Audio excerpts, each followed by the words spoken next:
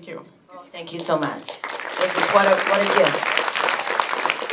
We will open it to you guys. I'm sure you're dying to ask Stevie some questions, but let me start about the fact that this film is such a dynamic, candid look at your creative process. We see you very open, very playful with everything, and very assured of where you're going. Is this how you've always written songs, or is this a product of who you are right now creatively? I think that this little film that was never meant to really be a film. It was really meant to just be archival footage, sound bites, bits and pieces to, leave behind for the little young rock and roll stars that were coming after us. For me and Dave, from the Eurythmics and Fleetwood Mac, from my solo career. It never really started out to be a full-on movie. We would never, if you had asked us, we started like February 1st, 2010. Started actually, right after the Grammys in 2010. If you'd have asked us then, are you making a movie, I think that we would have just laughed. We just would have started giggling and said, are you crazy? Of course we're not making a movie. We're just filming because Dave likes to film. Because Dave is like insane. And he's been filming since he was, 10 years old.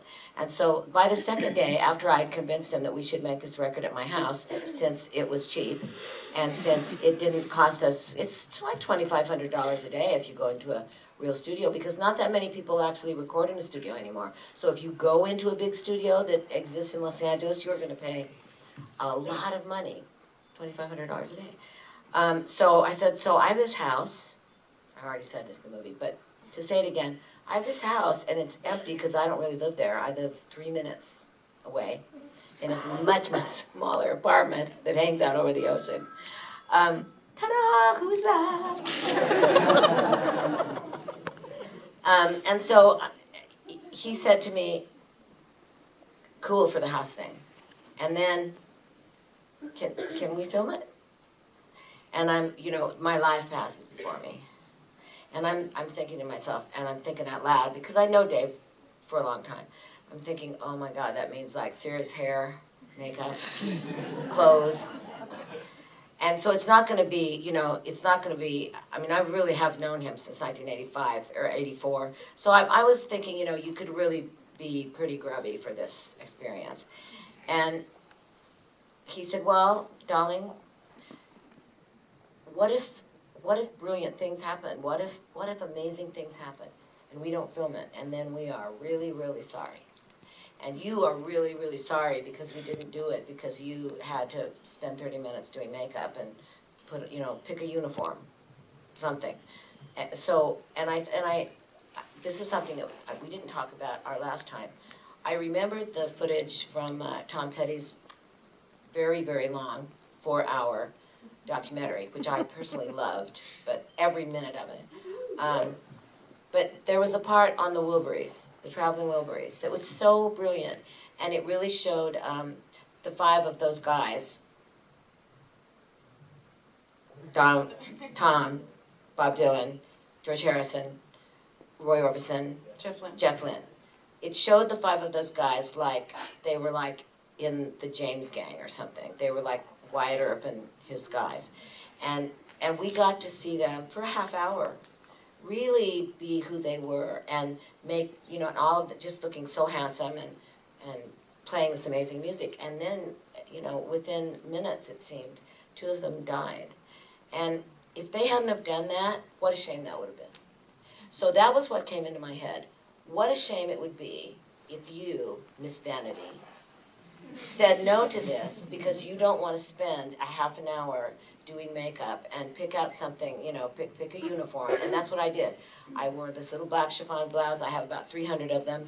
And that's what I wore every day. Same black pants, same black blouse, but nice, and snow boots every day.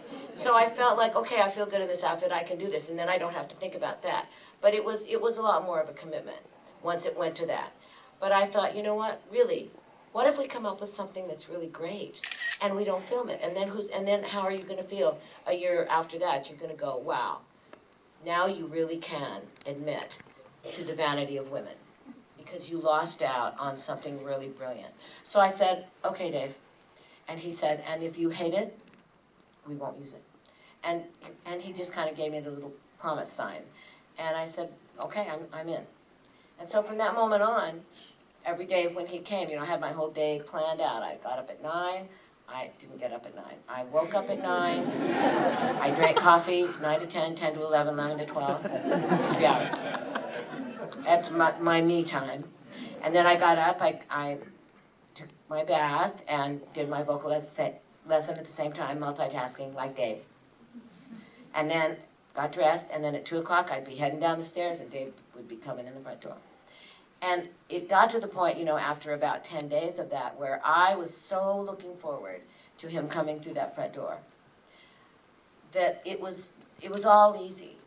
It's amazing how easy a process that could be so difficult became because of the people involved, and because of who he was, and because of how really wonderful the guys he brought. Ned, the vampire that's playing the white piano in the vampire video, that's Ned. He's really Dave's main engineer guy. So Ned always came with him, and then there was a guy who actually was a filmographer but didn't really let any of us know that because he was very subtle. And then all of my people, which were 5 or 6, 7 people. And so it was all of a sudden, it was just like this amazing old English party every single day. And on top of that, we were making amazing music. So it really, it's something that my mom said to me many times over my life. Don't forget about the journey, because what you come out with in the end, that's great. But the journey to get there, especially in your life, Stevie, when I told her once, I said, somebody told me that your chances of making it in the music business were like 16 million to 1. And she goes, and you were that one. You made it. So this is all about your journeys now, because you made it in 1975 when you joined Fleetwood Mac. So that part was over. You were done with that. You had arrived. So everything you did between the beginning of Fleetwood Mac, and now is your journey. And don't forget to appreciate that journey, because many people don't have a brilliant, brilliant journey like you have had. So don't ever forget that. Now, it's very much on her mind the entire 35 years. You mentioned towards the end of the movie, very happily, this was the best year of my life. Do you feel like right now, including the last couple of years on this album and at the moment, you seem to have it all? You have amazing spirits and creativity on the screen, and so do you right here. You have a great sense of humor, which is wonderful. Would you say right now is sort of the best time of your life? Well, isn't that amazing? And I would like to really tell, all the little kids that are into music, that are 15 or 14. You saw me at 15 and 14 and 13, and my favorite picture with my uncle, who's like getting ready to drink a shot of something, and I'm right in front of him with just this big, I couldn't have been more than 4, with this big, huge smile on my face, and we're at my dad's bar, and I always look at that and I go, I'm just going like, let's drink! And I'm 5, Pretty awesome to know that you could be turning 65 on May 26th.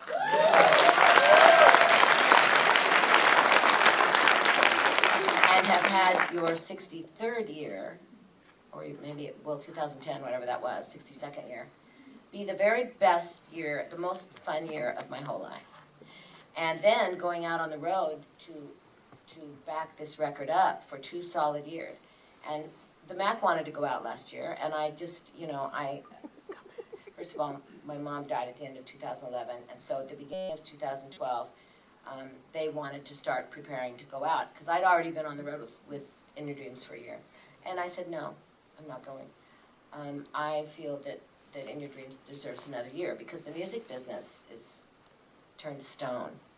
And I can't expect anybody to help me. I can't expect the record company to help me. I can't expect anyone to help me.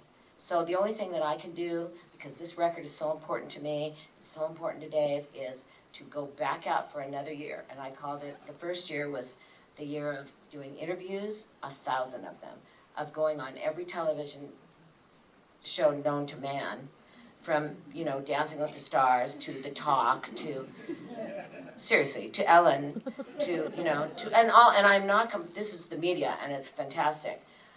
American Idol, to all, you know, to all the shows that, because that's the media, you know, the media is, the media can help you.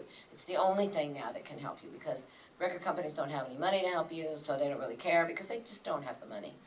And I said, so I'm taking this next year, 2012, and it's going to be the year of stuffing this record down everybody's throat.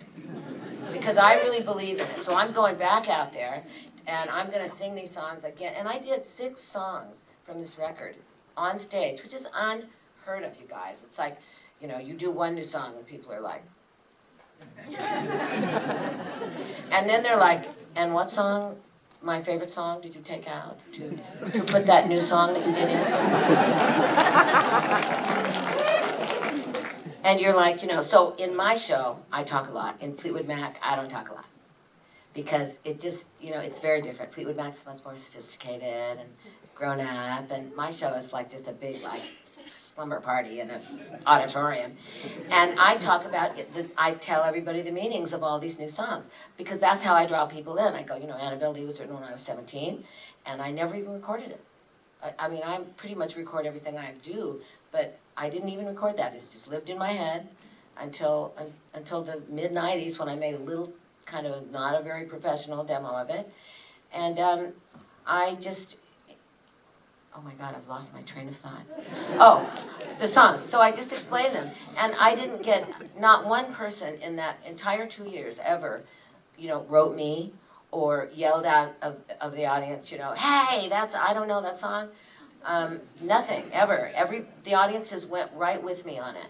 And it was really such a pleasure, because usually the audience won't go with you on that. But they did. And that made me know that, you know what, you can write new material, you can take it out on the road, and it made me start to build in my head, after Fleetwood Mac is over, at some point, that I'm gonna do something else different. I'm gonna do a tour, and I'm gonna, like, you know, have a table and chairs, and I'm gonna have the girls come down, and I'm gonna, like, take bits and pieces from all of my solo records that I know you want to hear, and you know I want to play, but you only have an hour and a half or 2 hours, so you can just only do so much. So what I'm going to do is I'm just going to, like, make, like, a giant, amazing, theatrical, like, medley. And I'm going to sing a bit of Belladonna, and a bit of Wild Heart, and a bit of Rock a Little, and a bit of The Other Side of the Mirror, and a bit of Street Angel, and a bit of Trouble in Shangri-La. And then, on top of that, I'm going to throw in the new songs from the new record.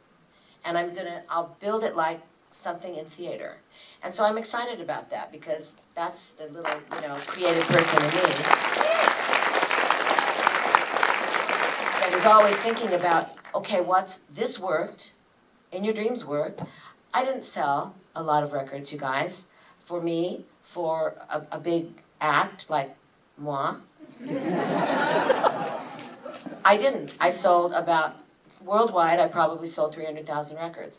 Now, it's awesome if you're, you know, if you're an unknown artist and you have a hit single, but it's not really that awesome if you're Stevie Nicks and you've sold, you know, Belladonna sold 3 million in the first month. So and went straight to #1 in Billboard. So it's like, it's not awesome in that way, but you can't look at it that way anymore, because records don't sell like that, because it used to be that you sold a record for $18 and the record company got $10, and then they put all that money into their, you know, their coffers, and then they were able to develop you and develop artists. And if you had a big record and then your next record completely tanked, then they didn't say to you, like, get out. They would say, we understand, you know, you're morphing into the great band you're going to be. It's like with Rumours. If we had been now, and we had done Rumours and had that big, huge success, and then we'd done Tusk, the double record from Africa, Warner Brothers would have said, get out, and take your African tusks with you. Seriously. So you know, it's such a different age now. So, you know, you have to go, this is the great thing. I sold those 300,000 records, personally, me, by stomping through the United States and then stomping through Australia on my own with my electric terrific band and selling it like a salesman, door to door. And it's like my dad would always say, Stevie, you go where the work is. That's what I did. And I waited. I did not walk away from In Your Dreams until I felt good about walking away from it. Until I felt like, you know what, I've done all I can. And now I can, you know, put it in its little magical box up on my library shelf where I can look at it every time I walk past. And now I can move on. Now I can go back to Fleetwood Mac. Now I can do what we need to do. And then when Fleetwood Mac is done, then I can go put that up there in the library. Sound like vampires that I'm putting away.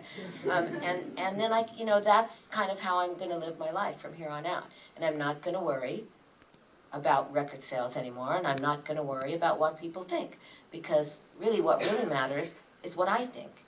Because if I'm thinking good and I'm thinking happy, then what I do is going to turn around and make you feel good and happy. So we just bounce off of each other. I throw the dreams out there and you throw them back at me. And that's how we make this together. This is not anything that is done by one person. It happens because we're a team. And you're my team. And you are. And I mean that.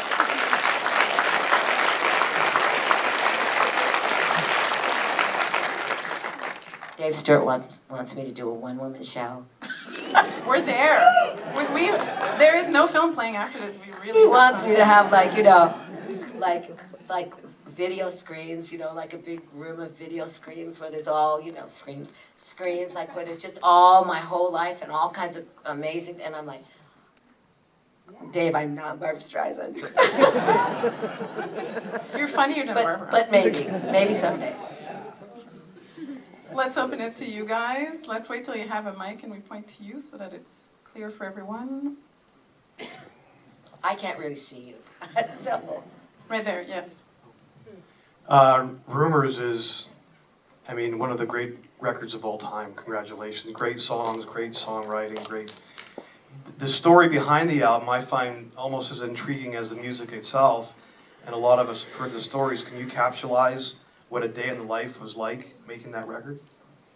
Making Rumours?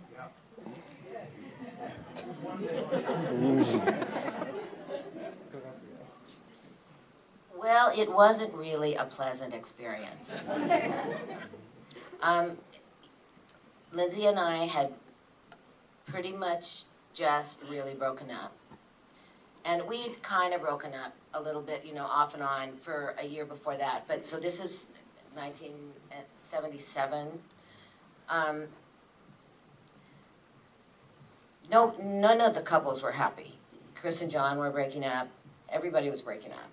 And which, on one hand, really lends to the creative process, because not only does happiness, like the happiness that I had with Dave and our whole posse to make In Your Dreams, that worked really beautifully. But then there's the other side of that. There's the really dark, dire, satanic thing that can also really work creatively for you, and did. Because what we did was we just wrote about our own relationships, and we wrote about each other's relationships too. And we wrote about our friendships amongst the five. And because, you know, there was a lot of couples, because it was like, you know, Chris and I were just best friends. So Chris and I were like, you know, would hide away in a hotel room and listen to our boys, you know, out in the hallways screaming and yelling and on their way to the bar. And we had our thing. And then Lindsay and I, and then Chris and John, and then Mick and me, and Mick and Lindsay. And so, you know, it all turned around in a lot of different ways. So we had tons and tons of inspiration, and everybody was giving their opinion on what everybody was doing. You know, I don't think you should break up. I think you should break up. I think you guys suck. I think, you know. So this was all working for us. But it was not a lot of fun. However, I do like to remind people, and myself, that it was a very, very romantic time. And I say romantic not really about us, but the time itself. It was like being in Paris, you know, and even though you were breaking up with your boyfriend and all your friends were breaking up too, you were still in Paris. And it was beautiful, and we were young, and we were totally rich, and we had been so poor, and so we could buy things, and we, you know, I mean, it was like like in my Italian song, it says love was in the air. It was in the air, even if we weren't particularly in love. Love was still in the air, and it surrounded us. And everywhere we went, you know, we were totally stars. And we had, you know, from the beginning of Rumours, we had a big, huge plane, and from the beginning of Fleetwood Mac, we had a big old first-class ticket and a limousine. So it was, and we all, I mean, especially me, the waitress, was just like, hallelujah. It all paid off. And it was romantic. So again, even though we were breaking up and we were sad, we were surrounded by this amazing thing that was going on. So A Day in the Life of Rumours had its really high points, and you get all kind of dressed up, because we did get dressed up, and walk into the studio, and for a minute it would be great, and then you'd start arguing and it wouldn't be great, and then it would be great, and then you'd, all of a sudden, you know, Goldust Woman would be starting to be written. And then it would be great. So it was up and down and up and down and up and down. You never knew what was going to happen every day. So, you know, would you call it the happiest year of your life? No. But would you call it an extremely interesting, weird, passionate, crazy year? Yes.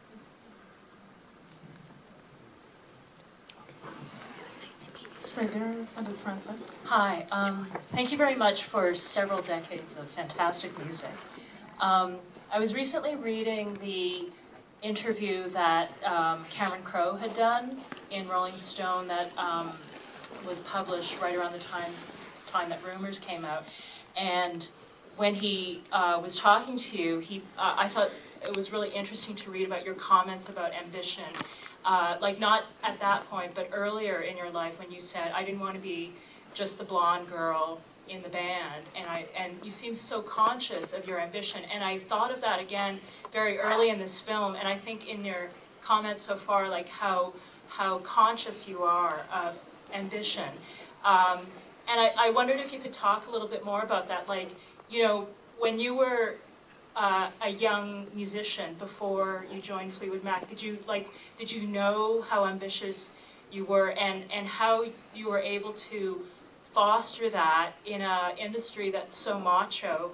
You know, it's difficult to be a woman in almost any industry, and particularly that. And if that's changed over the years, or if it's exactly the same. Okay, that's a lot of a question. But so we'll start with the first part. In 1968, I went to San Jose State. My mom and dad and my brother moved to Chicago. They got transferred to Chicago. So I was really on my own. And I mean, I lived at home, and my parents were very strict, and it was like I lived at home, I had a curfew, and I was, you know, pretty old by that time. I mean, I was 20. And they moved, and so I was all by myself, really. I mean, I had a few friends, but I'd only been in San Francisco for just my senior year, so this is only 2 years after that.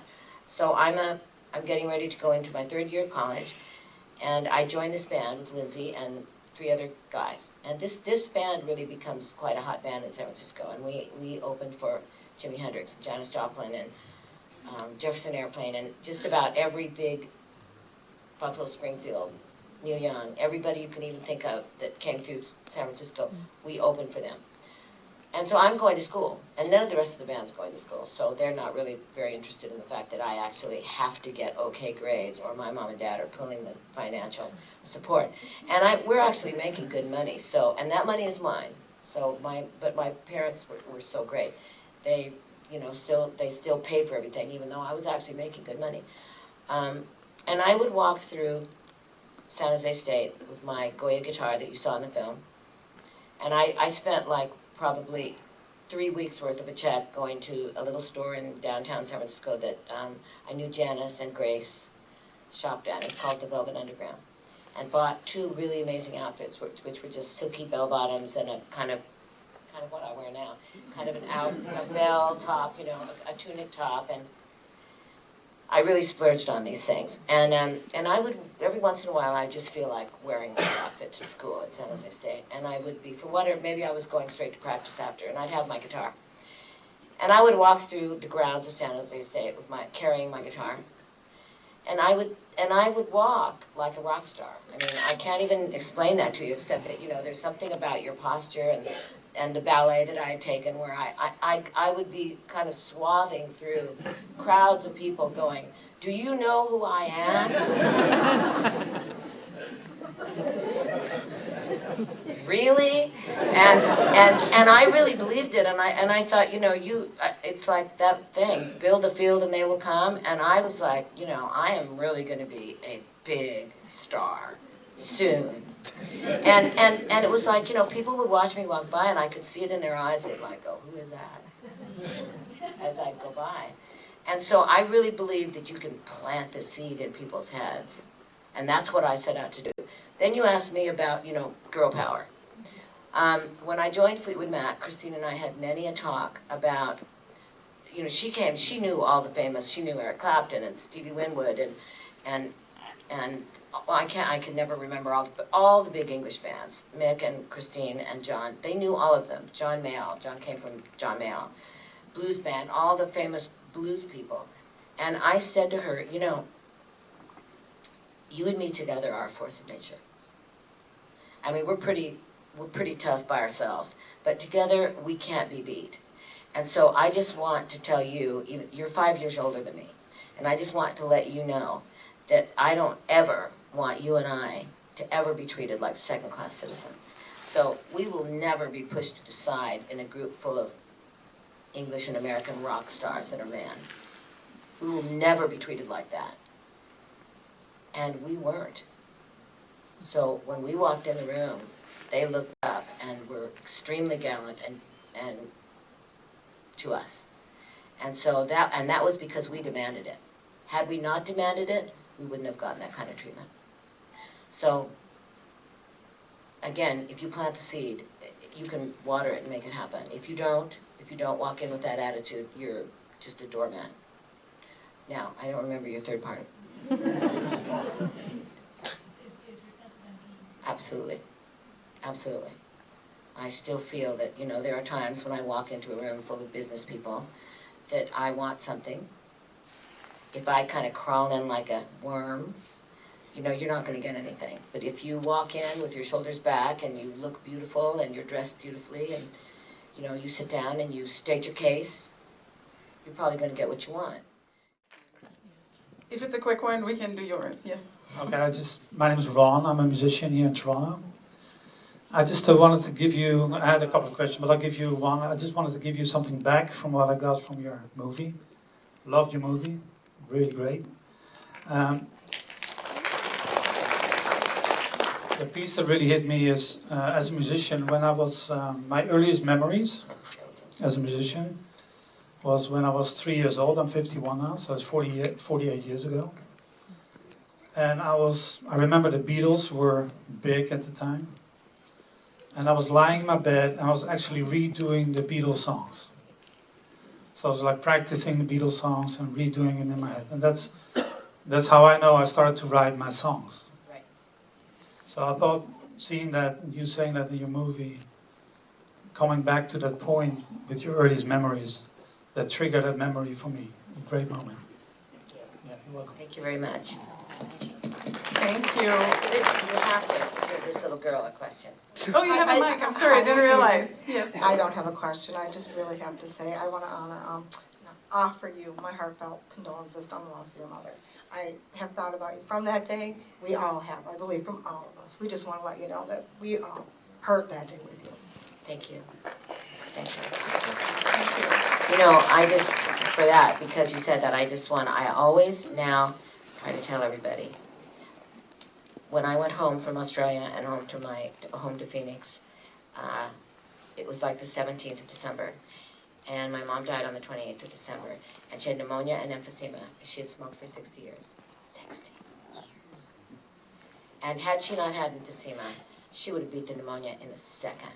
She was 84, but she was very young and very spry. And, the Christmas before, her and I and Vanessa Carlton are walking around the garage, and she's showing us all this old great stuff, and and Vanessa's videoing, and it's just like you just can't even believe that that could happen. And when she died, that was the year that was supposed to start up with Fleetwood Mac, and I took 5 months and I got sick. I got pneumonia. It was like I got her pneumonia. It's like I was just carrying on for her. And I realized that there was so many things that I did not ask my mom. I didn't ask, who were you before you got married? Did you get what you wanted? Who were your friends? What were you like when you were 15? What was Daddy like? Are you glad you married him? It's like my Aunt Carmel said to me, the day you moved out, the lights in your mom's eyes went out. And I'm like, so what happened? When I moved out and you went to Chicago, how did you feel? What happened to you then when you didn't have the girl that kept the lights on in your eyes? What happened? And I will never, ever, as long as I live, I'm never gonna get over it. And so I try to tell people, if your mom's still alive, don't let that happen, because there's nobody to call, because all their friends are gone too. So you can't find out. There's nobody to find out. Suddenly, so I don't really do what you're saying.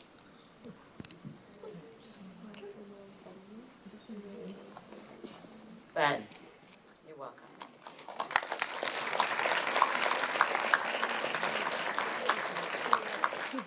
Stevie, thank you for your honesty, for being so candid with us about all sorts of subjects tonight. Couple things, I would say please get the one-woman show, we are there. Yeah,